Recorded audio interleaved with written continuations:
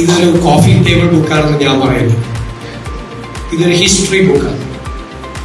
ഒരു coffee table ബുക്കിന്റെ അതിരുകളെല്ലാം കടന്ന് ഇത് കേരളത്തിന്റെ നസ്രാണി ചരിത്രം വളരെ ലളിതമായി ആർക്കും വായിക്കാൻ പറ്റാവുന്ന മനോഹരമായ ഭാഷയിൽ വലിച്ചു വാരി എഴുതാതെ കൃത്യമായ എഡിറ്റിങ്ങോട് ഏറ്റവും ചുരുക്കി പറഞ്ഞു ആർക്കും ഇത് വായിച്ച് കേരളത്തിലെ നസ്രാണി ചരിത്രം മനസ്സിലാക്കും.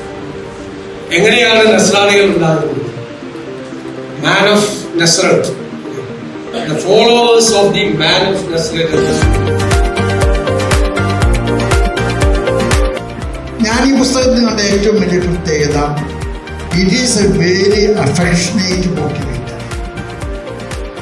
ഈ പുസ്തകം വായിക്കുമ്പോൾ നമുക്ക് പെട്ടെന്ന് വായിച്ച് ഒരുപാട് പഠനങ്ങളൊക്കെ ഉള്ളതുകൊണ്ട് മാത്രമല്ല, ബ്യൂട്ടിഫുൾ ലാംഗ്വേജ്, മോട്ടിവേറ്റിംഗ് ലാംഗ്വേജ് മെച്ചപ്പാടാണ്. Is a well contented, very much informative, attractively presented and motivating to the story, to a life witness.